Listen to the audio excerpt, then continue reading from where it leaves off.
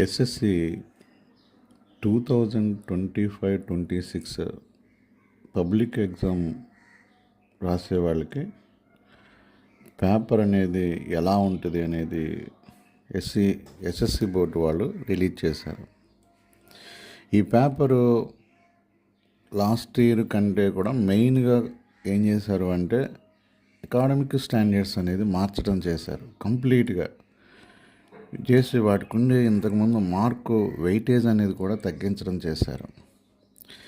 ఒక్కసారి దీంట్లో model paper 1, 2లో మనకి వీళ్ళు ఇచ్చినటువంటి క్వశ్చన్స్ ఆ యొక్క ప్యాటర్న్ కనుక మనం చూస్తే న్యూ అకాడమిక్ స్టాండర్డ్ బేస్ చేసుకుని ఏ లెసన్స్ రెండు ఇచ్చారు, ఎలా ఇచ్చారు అనేది ఒకసారి అనాలిసిస్ చేస్తాను, వినండి. మోడల్ పేపర్ 1 మనకి పబ్లిక్లో బిట్స్ అనేది 1 to 12 ఉంటాయి. ఈ 1 to 12 కనుక 1 నుండి 12 వరకు ఉన్నటువంటి ఈ బిట్స్ అనేది కనుక కరెక్ట్గా అన్నీ రాయగలిగాడు అంటే 100% వాడు ఖచ్చితంగా ఏం చేస్తాడు అంటే బాగా చదివే స్టూడెంట్ అయి ఉంటాడు. ఎట్ ద సేమ్ టైం వాడు అవుట్ ఆఫ్ మార్క్స్ 100కి 100కి వెళ్ళిపోతాడు. నా స్టూడెంట్స్ ఫెయిల్ అయ్యేది 99, 98 వచ్చేవాళ్ళు కేవలం బిట్స్లోనే పోతూ ఉంటారు. ఇంకొక ఏరియా 2 మార్క్స్లోని. ఈ 2 ఏరియాలో కనుక పిల్లోడు కరెక్ట్గా ఉంటే వాడు అవుట్ ఆఫ్ మార్క్స్ ఈజీగా గెయిన్ చేయగలుగుతాడు. సరే, మోడల్ పేపర్ 1లో ఏమిచ్చారో ఒకసారి చూద్దాం. ఫస్ట్ బిట్ నాలెడ్జ్ మీద బేస్ చేసి ఉంది. జాగ్రఫీ ఫస్ట్ లెసన్ నుండి ఇచ్చారు. 14th పేజీలో ఉంది, ఒకసారి చూసుకోండి. Geography lesson 1, 14th page. Question ఏమడిగాడు? First question, which type of soil is ideal for growing cotton? Which type of soil is growing for cotton? Answer వచ్చేసరికి బ్లాక్ సాయిల్. దీనికి బ్రాకెట్లో also known as regur soil. అలాగే 1 నుండి 10 వరకు ఉన్న bits అన్నీ కూడా నాలెడ్జ్ మీద బేస్ చేసి వాళ్ళు ఇవ్వటం చేశారు. సెకండ్ బిట్ కూడా మనకి జాగ్రఫీ ఫస్ట్ లెసనే 2nd పేజీ నుండి అడిగాడు. ఏమని అడిగాడు? Find the odd one out. ఇక్కడ చూడండి, ఆ ఫ్లో చార్ట్లోని ఎగ్జాంపుల్ని క్వశ్చన్గా ఎలా మలిచాడు చూడండి. Find the odd one out. A wind, B water, C solar energy, D metal. దీంట్లో ఆన్సర్ ఏంటి? D metal. ఎందుకని? Wind, water and solar energy are renewable energy resources, while metal is not. అది metal అనేది కాదు కాబట్టి ఇక్కడ ఇచ్చాడు. మిగిలినవన్నీ కూడా రీన్యూవబుల్ రీసోర్స్. ఇక థర్డ్ బిట్ కూడా నాలెడ్జ్ మీదే ఉంది. ఇది జాగ్రఫీ 6th లెసన్ నుండి ఇచ్చాడు. ఇది 128 పేజీలో ఉంది. Geography 6th lesson 128 page number. Third bit, which industry uses bauxite as a raw material? Which industry uses bauxite as a raw material? Answer aluminium industry. ఈ క్వశ్చన్ లాస్ట్ ఇయర్ మోడల్ పేపర్లో కూడా వాడు ఎక్కువగా ఇచ్చాడు.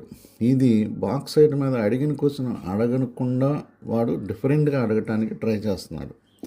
కాబట్టి ఈ బాక్సైట్ అనేది ఖచ్చితంగా మనం ఆ ఏరియాలో 2 లెసన్స్లో ఉంటుంది. ఖచ్చితంగా దాని మీద మనం కరెక్ట్ ఇన్ఫర్మేషన్ గ్యాదర్ చేసి పెట్టుకుంటే మన దగ్గర ఒక మార్కు ఉన్నట్టే. ఇక తర్వాత 4th బిట్ కూడా నాలెడ్జ్ మీద బేస్ చేసి ఉంది. హిస్టరీ ఫస్ట్ లెసన్లోని పేజ్ నెంబర్ 16లో ఉంది. ఏమంటాడు? Who hosted the Congress of Vienna in 1815? Who hosted the Congress of Vienna in 1815? Answer వచ్చేసరికి మెటర్నిచ్. ఇక 5th bit history 6th lesson నుండి 142 పేజ్ నెంబరు. నాలెడ్జ్ మీద బేస్ చేస్తుంది. History 6th lesson 142. దీనికి ఒక ఎబ్రివేషన్ అడుగుతున్నాడు ఇక్కడ. Expand IMF. 2 మోడల్ పేపర్స్లోని కూడా దీన్ని ఏం చేశారంటే అడగటం చేశాడు. IMF international monetary fund. 6th bit ఇది కూడా హిస్టరీ 6th లెసన్ నుండి అడిగాడు. 102 page. What is El Dorado is South America famous for? What is El Dorado in South America famous for? Answer వచ్చేటడికి మనకి పేబుల్డ్ సిటీ ఆఫ్ గోల్డ్. ఇక తర్వాత 7th, ఇది కూడా నాలెడ్జ్ బేస్ చేసుకుని అడిగాడు. ఎకనామిక్స్ 4th లెసన్లో అడిగాడు. 132 page 132. Find out them in is matched fair అని చెప్తూ కొన్ని మ్యాచెస్ ఇచ్చాడు. దాంట్లో మనకి కరెక్ట్గా కాంది ఏంటని ఇచ్చాడు. టాటా మోటార్స్ అనేది ఆటోమొబైల్స్, అలాగే ర్యాన్బ్యాక్సీ ఐటీ, ఏషియన్ పెయింట్స్ అని చెప్పి 3 ఇచ్చాడు.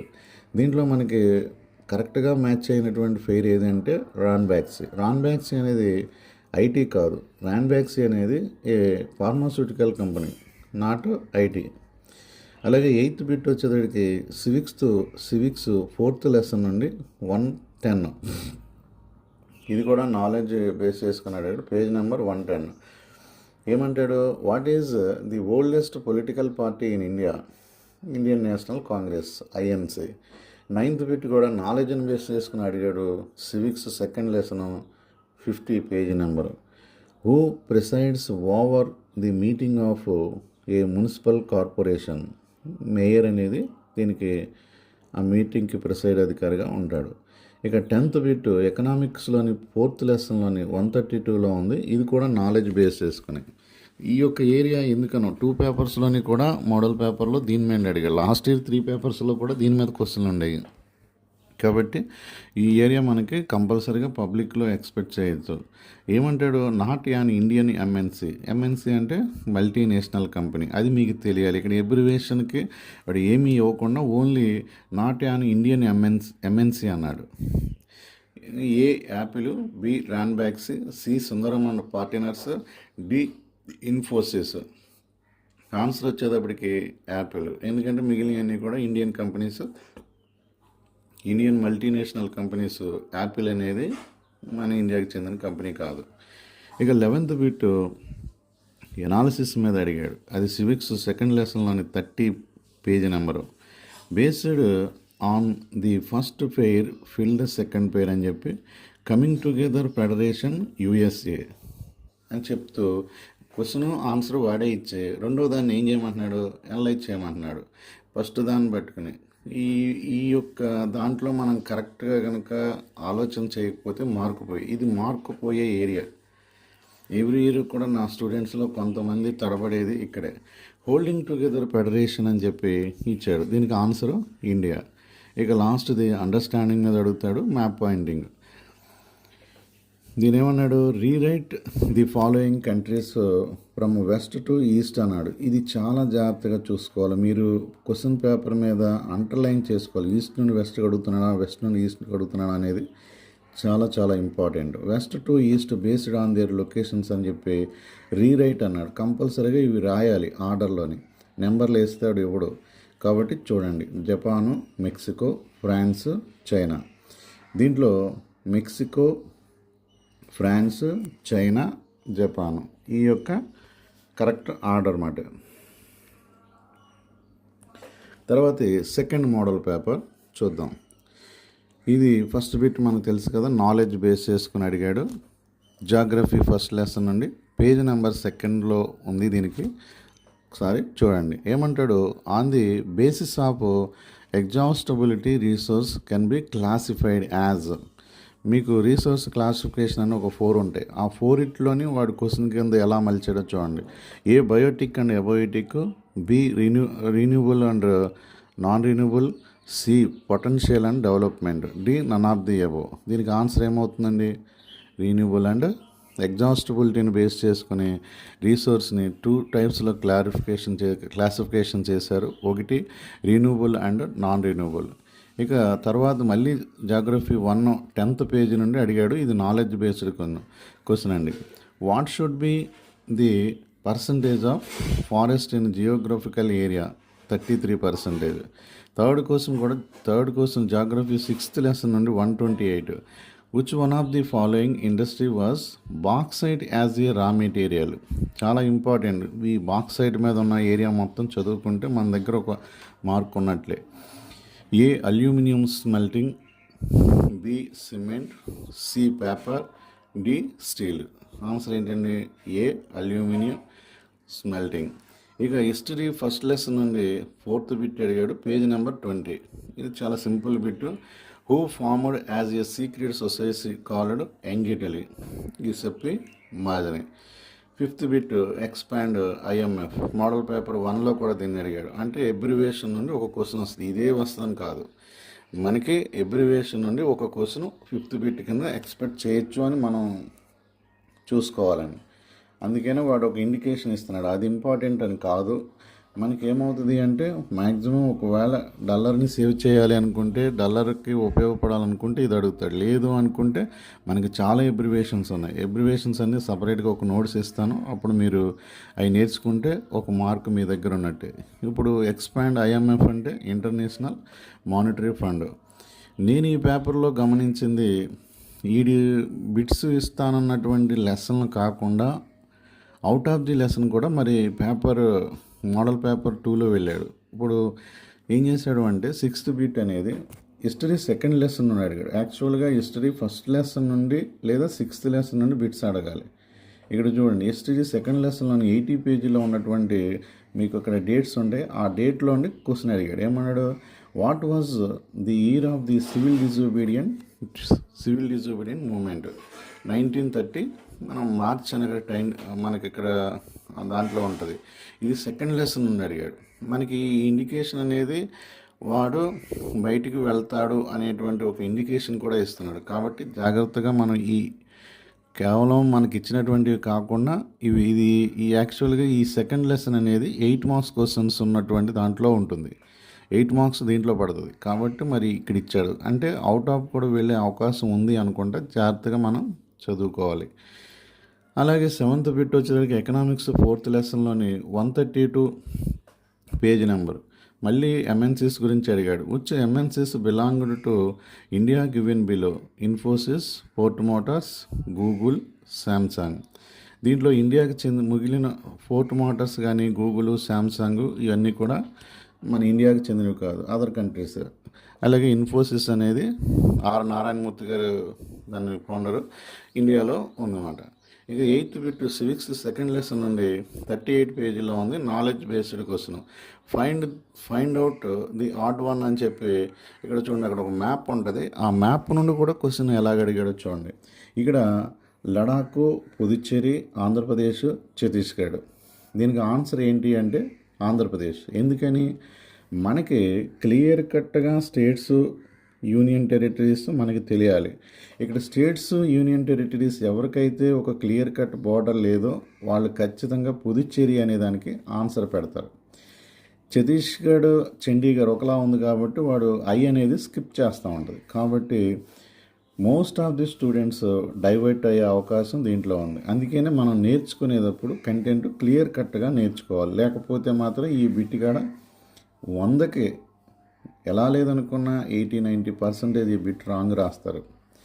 ఎవరైతే క్లియర్ కట్గా యూనియన్ టెరిటరీస్, క్యాపిటల్స్, స్టేట్స్ మొత్తం ఫుల్ ఫ్లెడ్జ్డ్గా నేర్చుకుంటారో వాళ్ళు మాత్రమే రాయగలుగుతారు. ఇక 9th సివిక్స్ 4th లెసన్ నుండి మనకి 108 నుండి అడిగాడు. దీంట్లో which of these is a national party? Last year పబ్లిక్లో సేమ్ క్వశ్చన్ అడిగాడు.